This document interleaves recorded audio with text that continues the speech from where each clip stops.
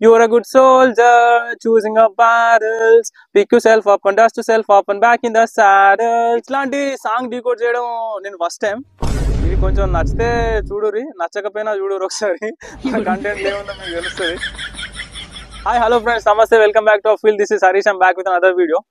ఇవాళ రేపు మన ఇన్స్టాగ్రామ్ లో రీల్స్ ఇట్లా పైకి అన్న కొద్ది ఒకటే సాంగ్ వస్తుంది. అదేంటో అబ్జర్వ్ చేసిరా? ఇది వక్క వక్క సాంగ్, ఆఫ్రికాది. సో ఇదైతే నాకు చిన్నప్పటి నుంచి తెలుసు. నేను చిన్న ఉన్నప్పుడు మా అశోక్ అన్న చెప్పిండు ఈ సాంగ్ అని. అప్పటి నుంచి నేను చాలా సార్లు విన్నా ఈ సాంగ్. కాకపోతే ఈ సాంగ్ నేర్చుకోవడం ఎట్లా అని మస్తు సార్లు తనలాడినా, కానీ రాలేదు. కొన్ని రోజులకి నాకు ఫోన్ కొనుక్కున్న తర్వాత 8th క్లాస్ లో అప్పుడు నేను స్టార్ట్ చేసిన ఇంగ్లీష్ సాంగ్స్ నేర్చుకోవడం అండ్ పాడడం. ఎట్లా అంటే సింపుల్, చాలా సింపుల్. జస్ట్ గూగుల్ ఓపెన్ చేసి మనకు నచ్చిన సాంగ్ ఏది ఉందో అది కొట్టాలి, పక్క పొంటి లిరిక్స్ అని రాయాలి. లిరిక్స్ అన్ని వచ్చేస్తాయి, సాంగ్ పెట్టుకోవాలి. ఇది ఎట్లా వాడుతారు అనేది వినాలి, నేర్చుకోవాలి. సింపుల్. నేను కూడా అట్లే నేర్చుకున్నా. సో చిన్న ఎగ్జాంపుల్ మీకు ఇస్తున్నా, చూడండి. ఇగో చూడు ఫ్రెండ్స్, ఇక్కడ బ్రౌజర్ ఓపెన్ చేసిన. బ్రౌజర్ లో మనకి కావాల్సిన సాంగ్ లిరిక్స్ అని కొట్టాలి. యా, మనకు వచ్చేసింది షకీరా వక్క వక్క సాంగ్ లిరిక్స్. ఇట్లా పైకి స్క్రోల్ చేస్తే మనకు లిరిక్స్ కనిపిస్తాయి. Here we go.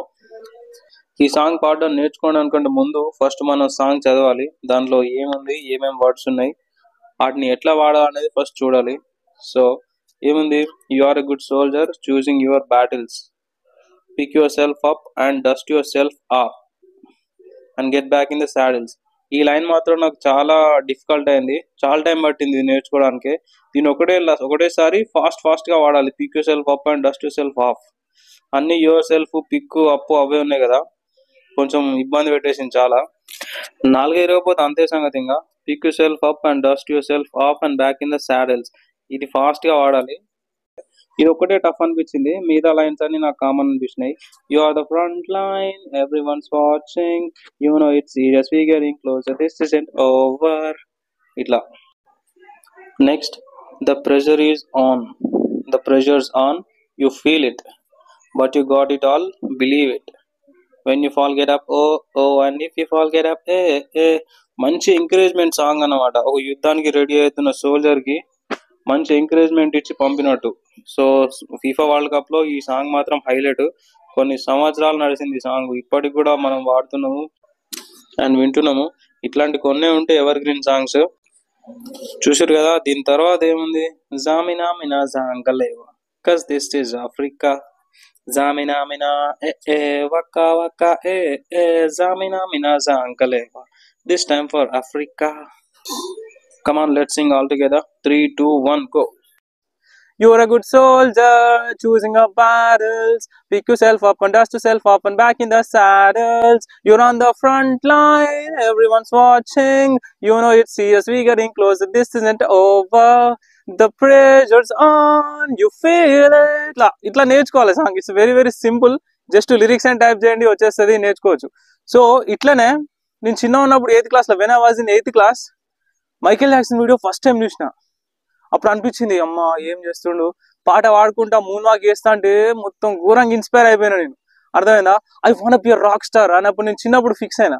కానీ కొన్ని సిచ్యువేషన్స్ వల్ల మనం వేరేలాగా అయిపోతుంది, మన జిందగీ మన కంట్రోల్ ఉండదు అప్పుడప్పుడు. సో అట్లే నాది కూడా అయిపోయింది. బట్ ఎనీవేస్, మనకు ఒక ప్యాషన్ ఉంటుంది. ఆ ప్యాషన్ ని లవ్ చేసి ముందడికి వెళ్ళిపోవాలి, అంతే.